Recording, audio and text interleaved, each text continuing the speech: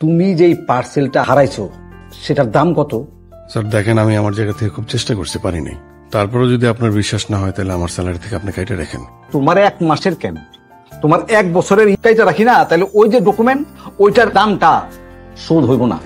এই অফিসের 90% পোলাপান তোমার চাইতে বয়সে ছোট, কিন্তু তোমার চাইতে এফিসিয়েন্ট। তুমি সেটা পারো না কেন বাবা? কেন পারো না? This is last warning. এরপরে তোমার নামে যদি আমি একটাও কি কয় ওইটার কমপ্লেন পাই, ডাইরেক্ট ফায়ার করে দেবো। মুখের মধ্যে ওই স্যাম্পল আমি দেখতে চাই না, একটা ব্যান্ডেজ লাগাও, যাও। রেডিওর চাইতে কুরিয়ারে বেশি বেতন পাস না? ভাই, কিন্তু আমার রেডিওতে চাকরি করার একটা স্বপ্ন।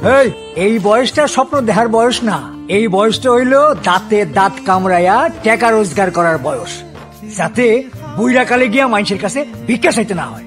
তুই কত বড় ডিগ্রিধারী হইছস, হ্যাঁ? বিশ্ববিদ্যালয়ের পোলাপানরা, মেধাবী পোলাপানরা এখনো চাকরি বাকরি পাইতেছে না, আর তুই তো 3rd ক্লাস পাওয়া অনার্স। আমার রেফারেন্সে তো তুই কুরিয়ার সার্ভিসে চাকরি পাইছস। আমি মইরা গেলে তো ভিক্ষা করে খাওয়া লাগবো। কুরিয়ার বক্স চিন্তাই হয়েছে, কোম্পানির আর্থিক ক্ষতি যত না হয়েছে তার চাইতে বেশি ক্ষতি হয়েছে কোম্পানির রেপুটেশন। স্যার। রেপুটেশন। এই জন্য এখন থেকে আপনাদের সবাইয়ের এই ট্র্যাকিং ডিভাইসটা দিয়ে দেওয়া হইব। মোবাইলে একটা অ্যাপ ইনস্টল করে দেওয়া হইব। সেই অ্যাপের মাধ্যমে আপনারা জিনিসটা খুঁজে বের করতে পারবেন।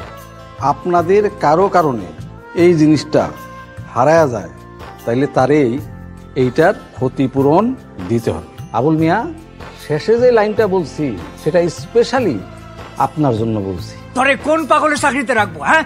বেলা বাজে 12টা, এখনো পর্যন্ত ঘুমাইতেছিস তুই? তোর অফিস থেকে বারবার তোর ফোনে ফোন করতেছে, তোরে না পায়া শেষ পর্যন্ত আমার ফোনে ফোন দিছে। ফোন কর।